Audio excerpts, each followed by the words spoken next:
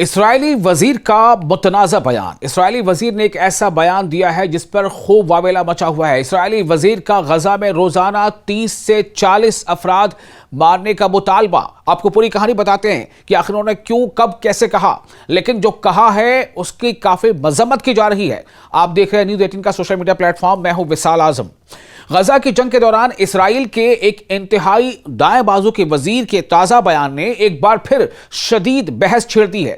اسرائیل کے قومی سلامتی کے وزیر ایتمار بن گویر نے کہا ہے کہ غزہ میں ہر رات 30 سے 40 لوگوں کو نشانہ بنا کر قتل کیا جانا چاہیے۔ ذرا سوچیں آپ، یہ اسرائیل کے ایک وزیر کا اسٹیٹمنٹ ہے، اسرائیل کے ایک منسٹر کا اسٹیٹمنٹ ہے، اور وہی اسرائیل جو دنیا میں یہ کہتا پھرتا رہے کہ دنیا کی سب سے زیادہ سیولائز ملٹری کوئی ہے تو اسرائیل کی ہے، اور کوئی اس میں جو ہے وہاں زیادتی نہیں ہو رہی ہے، ہم صرف اپنے دشمن کو مار رہے ہیں، ہم صرف حماس کے لوگوں کو ٹارگٹ کر رہے ہیں، جبکہ دنیا جانتی ہے کہ اسرائیل کے حملوں میں ابھی غزہ میں جو حالات ہیں، سیز فائر کے باوجود 3 سے 4 ہزار خلاف ورزیاں اسرائیل کی طرف سے ہو چکی ہیں۔ اور اب یہ تازہ بیان یہ بتاتا ہے کہ اس منسٹر کے، اس وزیر کے ذہن میں کیا کچھ چل رہا ہے۔ یہ بیان جو ہے وہ 16 اگست کو سامنے آیا ہے، جب بن گویر جو اسرائیل کے ایک منسٹر ہیں، جب بن گویر سابق یرغمالی روم براسلواسکی کے براڈکاسٹ پر، کہ ان کے پوڈ کاسٹ پہ گفتگو کر رہے تھے، یعنی کہ ایک پروگرام تھا جس میں وہ بات چیت کر رہے تھے، اور اس بات چیت میں، اس پوڈ کاسٹ میں یہ بات انہوں نے کہی ہے۔ خبر کی تصدیق ایسوسیٹڈ پریس سمیت متعدد معتبر ذرائع نے کی ہے۔ متعدد معتبر ذرائع نے، جو نیوز ایجنسیز ہیں دنیا کی، سب نے اس خبر کو سچ مانا ہے، اس کی تصدیق کی ہے۔ اسرائیل کا وزیر جو ہے بن گویر، اس نے کہا ہے کہ وہ غزہ میں اسرائیلی حملوں میں حالیہ کمی سے متفق نہیں ہے۔ ان کے مطابق اسرائیل کو غزہ میں روزانہ 30 سے 40 افراد کو نشانہ بنا کر مارنا چاہیے۔ یہ ایسا بیان اس نے دیا ہے کہ اس کو دہرانا جو ہے وہ انسانیت کے بالکل خلاف لگ رہا ہے۔ اس کے بیان کو دہرانے میں بھی اچھا نہیں لگ رہا، کیونکہ یہ انسانیت کے خلاف ہے۔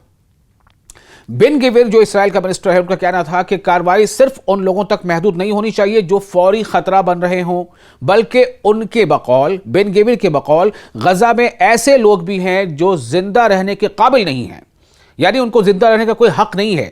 They are not people۔ انہوں نے اس سے بھی زیادہ سخت الفاظ استعمال کرتے ہوئے کہا ہے کہ ایسے لوگ انسان ہی نہیں ہیں، یعنی وہ غزہ کے لوگوں کو، فلسطین کے شہریوں کو، غزہ کے شہریوں کو، وہاں کے سٹیزنز کو انسان نہیں مانتے۔ وہ یہ بن گویر کا یہ قول ہے کہ وہ انسان نہیں مانتا ان لوگوں کو۔ یہی بات اس بیان کو مزید سنگین بناتی ہے، کیونکہ کسی پوری آبادی کے لوگوں کو انسان نہ سمجھنا ڈی ہیومنائزیشن، یعنی انسانیت سے محروم قرار دینے کی زبان ہے، جسے ہم ہیومن کہتے ہیں۔ جیسی جب زبان پہ یہ لفظ آتا ہے ہیومن، تو ہیومن کا مطلب اس پہ کوئی باؤنڈری نہیں ہوتی، وہ ہیومن ہے تو کہاں کا ہے، کون ہے، کیا ہے، ہیومن، انسان۔ تو ڈی ہیومنائزیشن یعنی انسانیت سے محروم قرار دینے کی زبان ہے یہ بن گویر کی، اور اس کے ہر طرف سے مذمت بھی ہو رہی ہے۔ لیکن یہاں ایک بات سمجھنا ضروری بھی ہے کہ بن گویر اسرائیلی فوج کے کمانڈر نہیں ہیں، وہ قومی سلامتی کے وزیر ہیں، وہ قومی سلامتی کے وزیر ہیں، منسٹر ہیں، اور وزیر اعظم بنیامین نیتن یاہو کی حکومت کے انتہائی دائیں بازو یعنی ایکسٹریمسٹ جو رائٹ ونگ ہے، اس کے اہم اتحادی ہیں۔ ان کے پاس پولیس اور جیل کے نظام سے متعلق اہم اختیارات ہیں۔ اب آپ سوچیں کہ جس منسٹری کا منسٹر ایسا ہو تو اس کے ماتحت افسران، پولیس یا جیل، وہاں کیا کچھ نہیں ہوتا ہوگا۔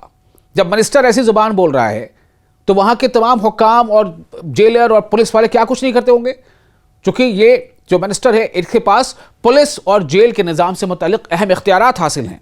لیکن غزہ میں فوجی حملوں کا براہ راست کمانڈ ان کے ہاتھ میں نہیں ہے، لیکن جیل کی ذمہ داری اس کے ہاتھ میں، پولیس، اسرائیل کی پولیس وہ اس کے اختیار میں۔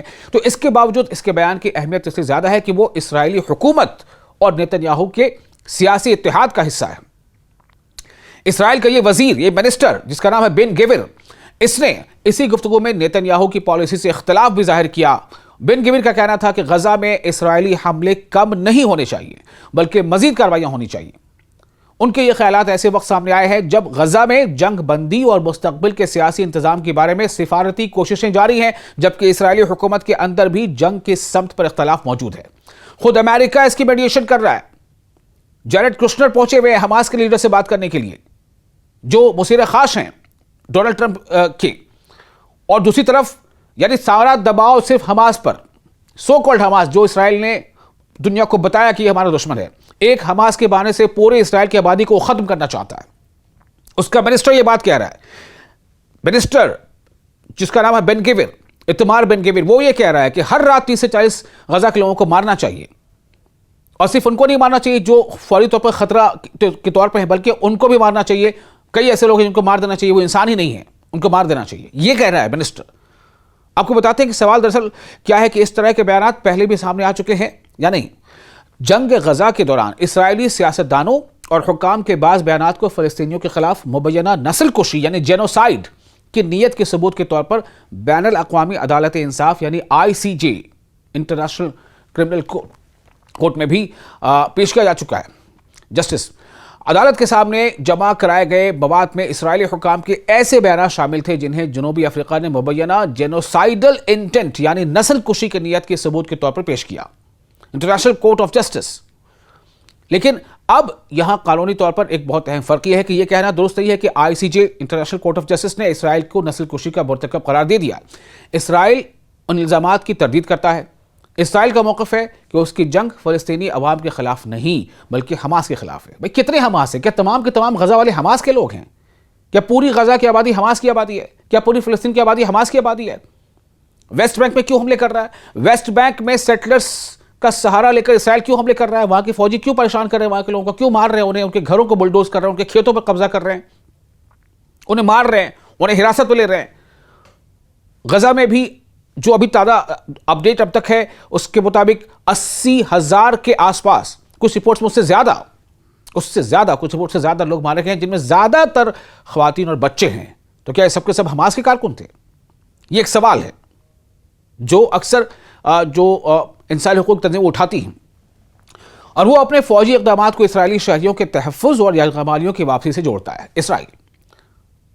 لہذا بن گویر کا تازہ بیان، اسرائیل کے اس وزیر کا جس پہ آپ جتنا کچھ کہیں وہ کم ہے، اسرائیل کے اس وزیر جس کا نام ہے بن گویر، اس کا تازہ بیان ایک سیاسی اور اخلاقی طور پر انتہائی سنگین بیان ہے، لیکن اس بیان کو خود بخود کسی حتمی عدالت فیصلے کے برابر نہیں سمجھا جا سکتا۔ دوسری طرف اس بیان سے یہ ضروری ظاہر ہوتا ہے کہ اسرائیلی حکومت کے اندر ایک طاقتور انتہائی دائیں بازو کا دھڑا غزہ میں مزید سخت فوجی کارروائی کا مطالبہ کر رہا ہے، اور یہ اصل خبر ہے۔